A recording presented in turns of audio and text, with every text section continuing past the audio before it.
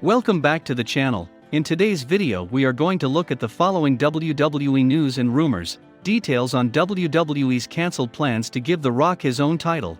Seth Rollins reacts to his looks being copied on AEW. Randy Orton admits he was not comfortable with a creepy WWE storyline. Top female star on the idea of joining The Fiend and Alexa Bliss. And Drew McIntyre discloses when he knew he would be a WWE Superstar.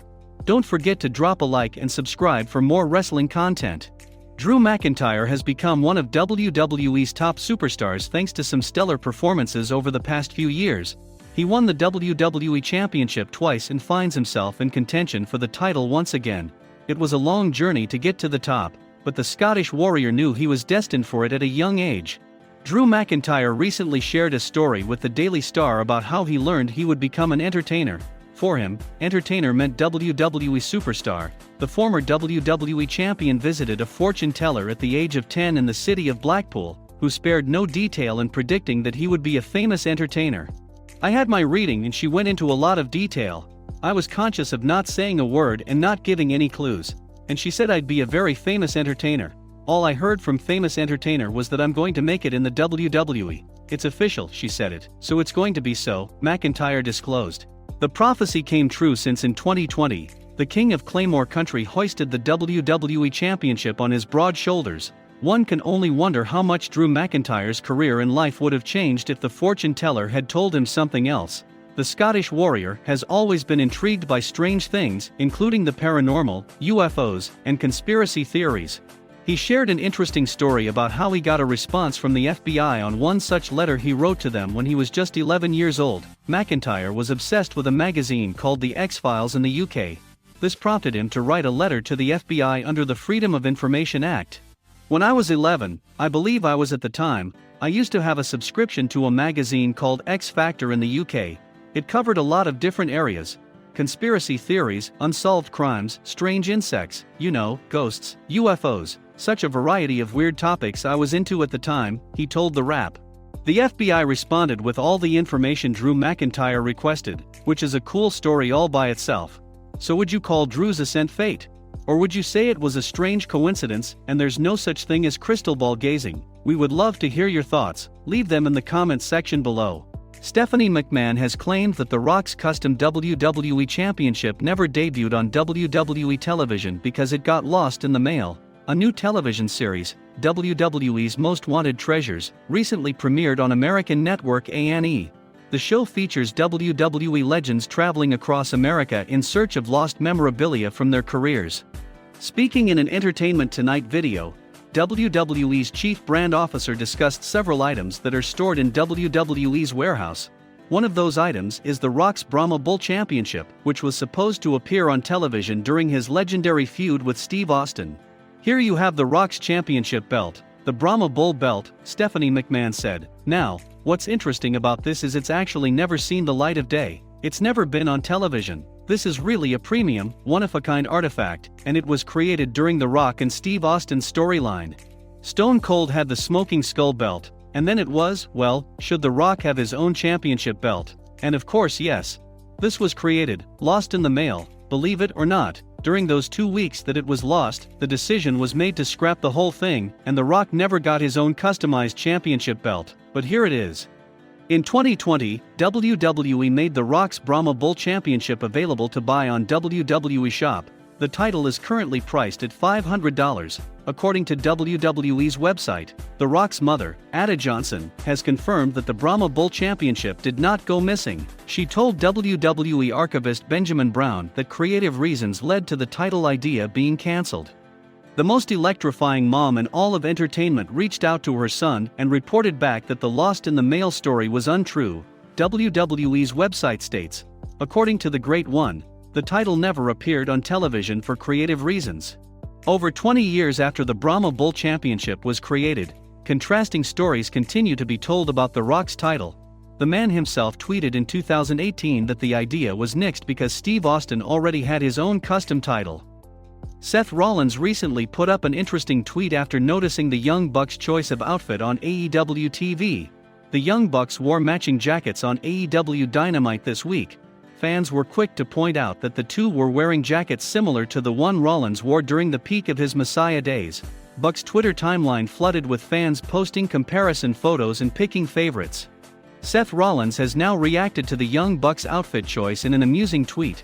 The SmackDown superstar congratulated his jacket on making a successful trip through the Forbidden Door. The Young Bucks then responded to Rollins' tweet on their Twitter bio. Seth Rollins used to go by the moniker of Tyler Black before making it to WWE. Rollins faced the Young Bucks on 2 occasions when he was wrestling in PWG in the late 2000s. Rollins teamed up with Jimmy Jacobs both times, and the duo traded wins with the Young Bucks. The second outing saw the Young Bucks defeating Rollins and Jacobs to win the PWG Tag Team titles. Seth Rollins debuted the Monday Night Messiah character back in late 2019 after berating the Raw roster for not performing well at Survivor Series. He soon recruited AOP and Murphy in the faction and became one of the top heels on WWE TV. Rollins drastically changed his mannerisms as well as his outfit and began sporting a black jacket. Who wore the jacket better? Share your pick in the comments. Randy Orton has been involved in some classic storylines throughout his WWE career. However, the Viper has also had his fair share of controversial TV angles, one of which was his feud with Rey Mysterio heading into No Way Out 2006. During the most recent episode of the Kurt Angle Show on adfreeshows.com, special guest Randy Orton revealed that he was 100% not comfortable with the angle. The wrestling world was still reeling from the death of Eddie Guerrero at the time, and WWE made the controversial booking decision to use Guerrero's death in the storyline. Randy Orton made several tasteless comments about Eddie Guerrero that increased the heat on him heading into No Way Out. But Rey Mysterio assured Randy Orton that using Eddie Guerrero in the storyline was what Latino heat would have wanted. Orton and Mysterio also had the blessings of Vickie Guerrero, who reiterated Rey's opinion on the creative direction. 100% was not comfortable with it. Rey assured me that it's something Eddie would have wanted, and even still, Rey and myself went to Vickie and Vickie gave us her blessing. She said the same thing. Eddie would have wanted to help you guys in this manner if he could have used his death in some way to help the business, as morbid as that sounds. He would have wanted us to do it, Orton said.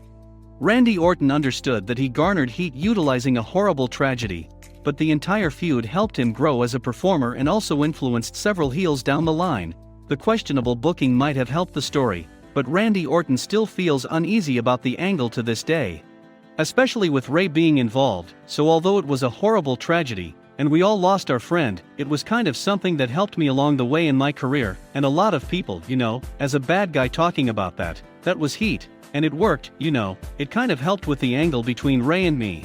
But looking back, it will always be something that was a little, there are a lot of things that I've done in my career that have made me uncomfortable. I think we can all agree on that, right, individually, but that, in particular, was something that I'd put at the top of the list, Orton added. During the show, Randy Orton also praised 2 superstars for their WrestleMania 37 match, as well as admitting he was a huge Goldberg mark. While many WWE stars ideally stay away from The Fiend and Alexa Bliss in kayfabe, a recently released talent wanted to work with 2 of the most twisted characters in wrestling.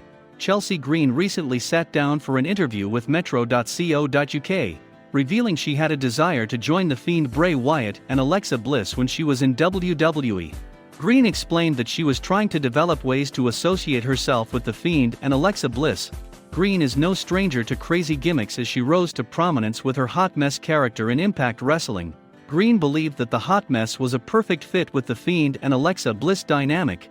I was always trying to figure out a way to incorporate myself into that group because I felt like that was such an extension of the Hot Mess in so many different ways, Green said. Green felt Wyatt and Bliss were a strong alliance, but still required a third person. According to Green, she could have been the one to fill the spot and dominate the WWE Women's division. I felt the Hot Mess could fit in perfectly there. Then also, I do feel like that group, they're so strong the 2 of them, but they're almost missing that third person that can jump over to the women's division, Green added. Chelsea Green called Alexa Bliss a puppeteer and added that The Fiend's focus was on the men's side of things. Green also brought up the possibility of becoming Alexa Bliss' partner and envisioned herself in creepy makeup and Alexa's hairstyle. Alexa's the puppeteer. The Fiend's the men's side, so why can't they have a woman to take over to the women's division, and then they're taking over the entire show? Or then, Alexa has a tag partner. There's just so many different ways to spin it. Lily is so creepy, and I love it. And I just imagined myself with that hair, with that dress, with that makeup. I just could picture it the minute I saw it," Green said. During a separate appearance on the Straight to Hell podcast, Chelsea Green also revealed how she proposed the idea of becoming a SmackDown star. As noted above, Green is no longer a WWE star, and she will be eligible to sign with another company after July 14, 2021.